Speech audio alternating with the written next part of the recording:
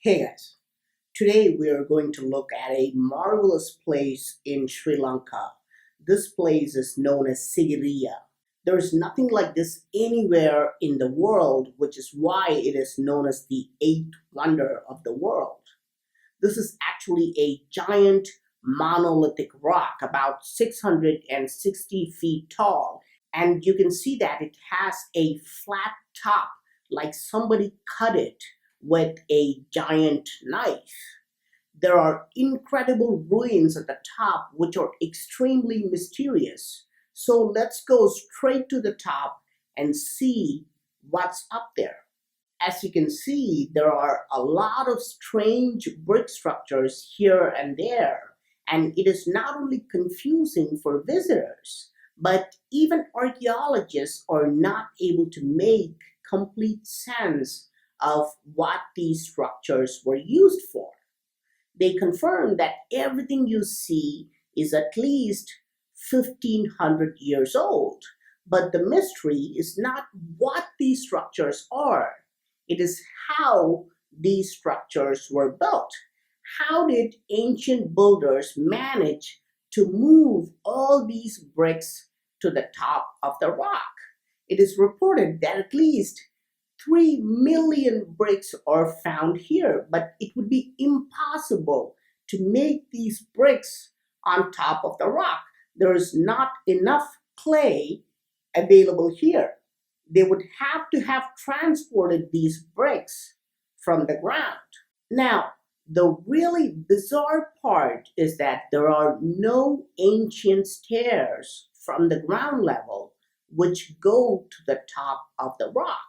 Look, all these metal steps were built in the last century. Without these new stairs, it will be very hard to climb this rock. This whole rock is now set up with different type of stairs. This is the spiral stairs at a different level. The ancient builders built very limited stairs, but these stairs definitely did not reach the top. This is exactly why no one, not even the locals, knew about Sigiriya until 200 years ago, because there were no stairs to the top. And this is why an Englishman by the name of Jonathan Forbes, quote unquote, discovered the ruins of Sigiriya in 1831. So, how did early human beings get to the top of Sigiriya? Let us assume that it is possible to hike uphill through these very steep wooded areas. But to bring 3 million bricks from the ground level, you will definitely need proper stairs. Without this, it would be impossible to transport them to the top. Even if we claim that the bricks were made on top of the rock itself by some miraculous means, the construction work here would have needed hundreds of workers. How did they get their food?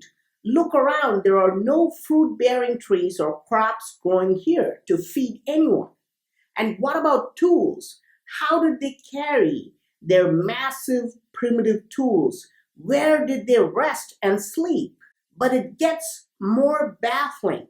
Look carefully, there are not only bricks here, but look at these blocks. This is marble.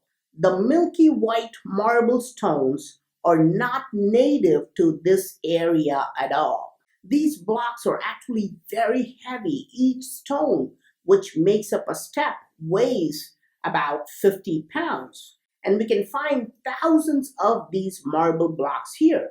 Experts agree that marble is not naturally found anywhere nearby. So, how were they transported up to a height of 660 feet, especially without stairs to climb? But it is not the bricks or the marble that really baffles me. It is the granite. Look at this large water tank. If you ignore the bricks and marble blocks around it, you understand that this is the largest monolithic tank in the world.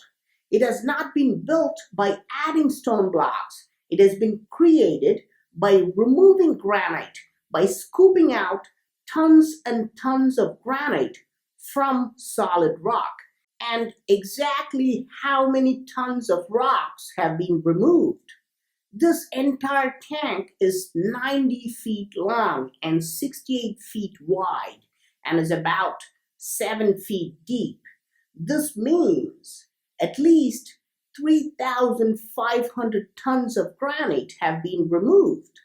So you can take a minute to really sit back and think if mainstream archaeologists are right, if human beings were using primitive tools like chisels, hammers, and pickaxes on granite, which is one of the hardest rocks in the world, removing 3,500 tons would have taken years. And how did these workers feed themselves during all these years if they don't even have stairs to go to the ground level?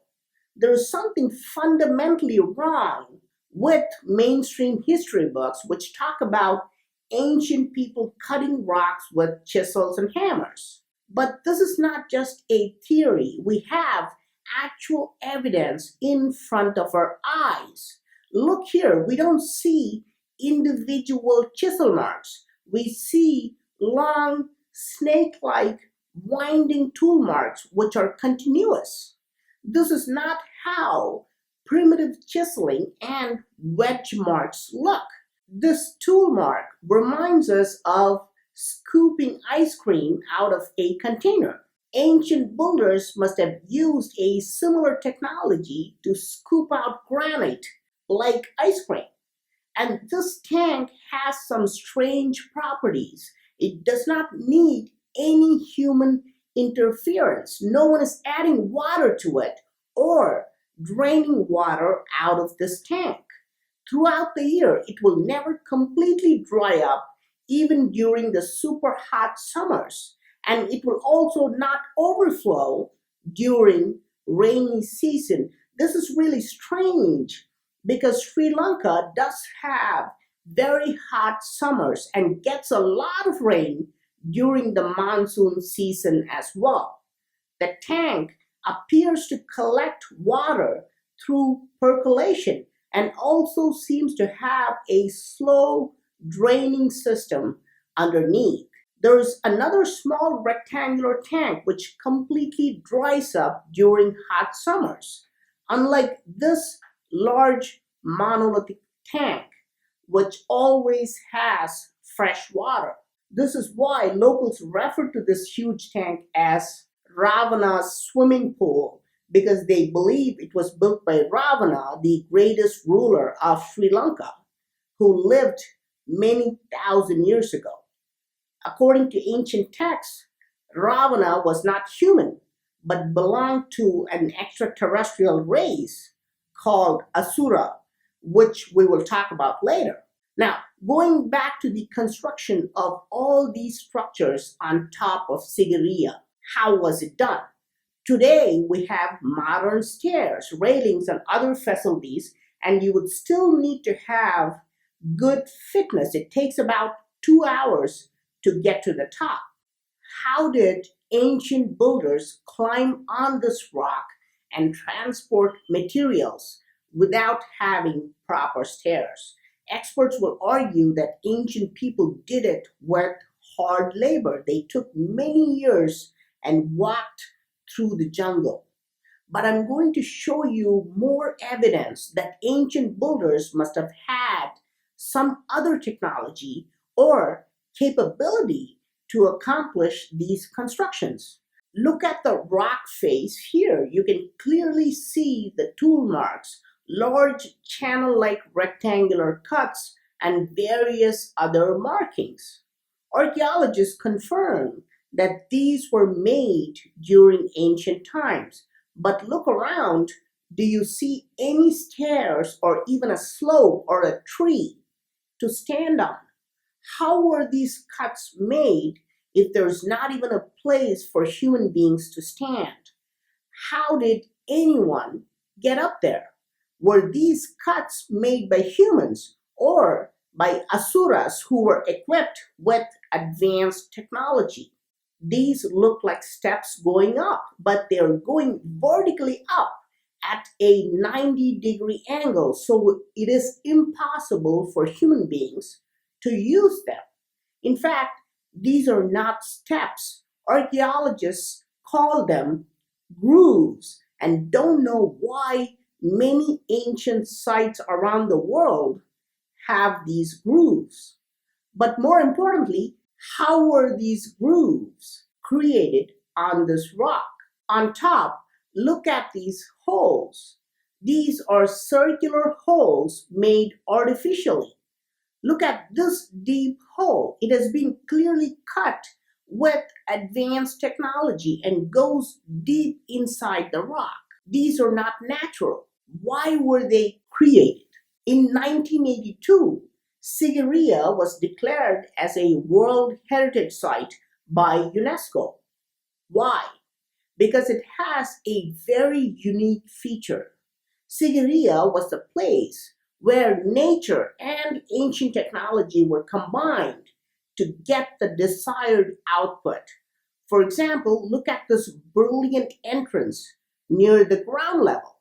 Experts are still struggling to decide if this is natural or not. There are marks on rocks which cannot be determined if they are natural or artificially made. For example, look at this rock here. Are these artificial or natural grooves? Most experts will claim these are natural, but look carefully as I pan from right to left. What about now?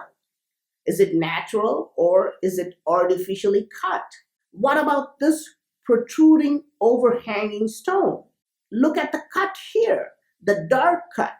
The rock was cut like butter as though using a giant hot knife. If we analyze the rock face, we are baffled at the details. There are tool marks all over the rock. There are striations and cubes cut out. Deep channels are cut on the rock, but they're horizontal, so they were not used for channeling water or anything. What were they used for? More importantly, how did they carve them? Where were the workers standing?